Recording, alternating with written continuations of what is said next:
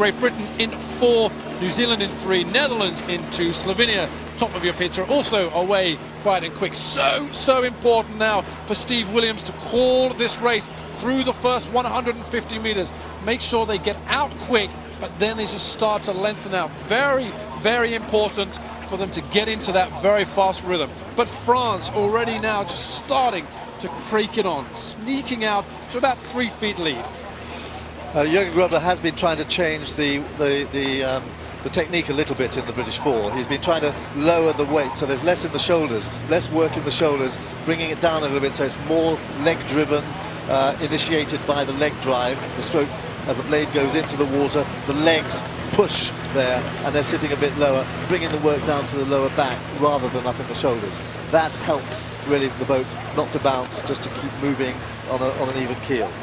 They're moving well, they're just beginning to edge in front, and that's very important for them to establish themselves in that good position. So there's Andy Hodge bringing the crew along at 41 strokes per minute. That's quite impressive. That just shows you the determination. But they've got to be very clever, because they went off quick like that in the semi-final and they were almost caught. First timing mark, Great Britain just through, but it's being really pushed hard by Netherlands, France and New Zealand. The whispers around the course here are that New Zealand are the crew that may well just pip this. Into the second 500 now, the New Zealand crew are about a third of a length down. The challenge really is being pushed on by France in lane number 5, and the real old adversaries up there in lane number 2, Netherlands. Although Italy are in last at the moment, closest to us there at the bottom of the screen, Italy are very fast finishers. They were second in the 8 last year, all 4 of these guys in the 8 last year at the World Championships. They are very experienced and canny, so expect them to come storming up at the end. Less than a second split the first 4 crews at that 500 meters timing mark there, and look at this, through 750 meters, and it really is just nip and tuck. There's nothing in it here, and at this particular part it really is about being inside the boat, but not being too concerned about what's going on around, and focusing, because it'll still be a lot very noisy. You can hear the crews on either side. But look at the Dutch. They are now taking it on. They're thinking, look, we're not going to sit in the pack here now. If we're going to be brave, we have to be brave early.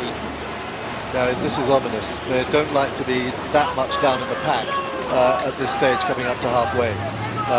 They've got a lot to do now to get back there. The Dutch have made their move. New Zealand is still a threat, but they are not in the position they like to be.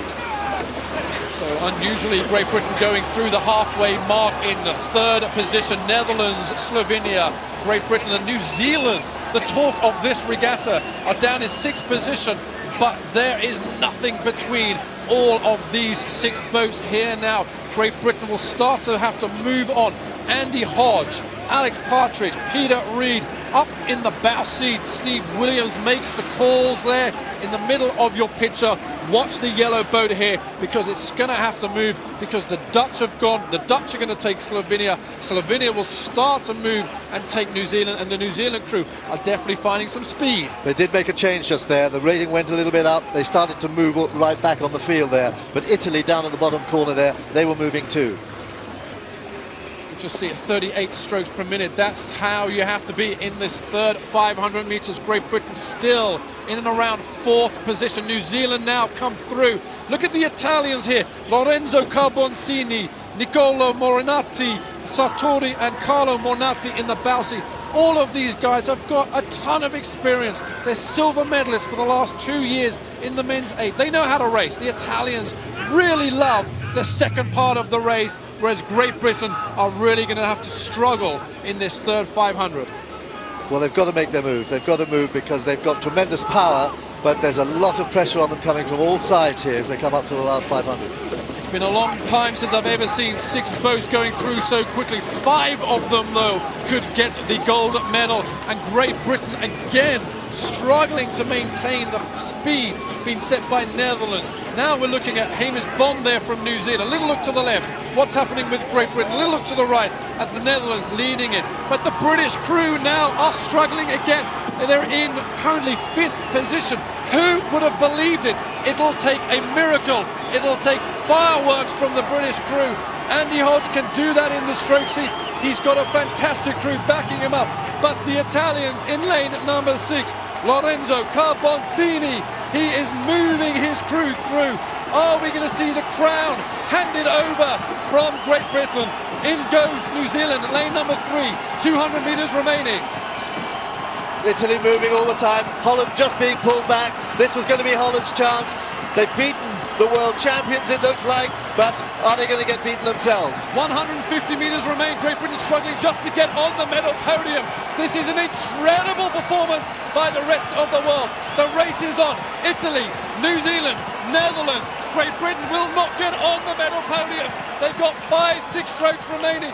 This is simply incredible result from Great Britain. Out front, New Zealand will take it, and impressively done. New Zealand from Italy, from Netherlands, and unbelievable.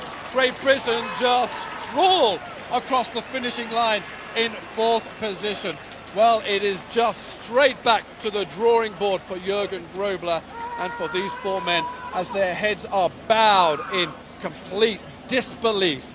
And that just shows you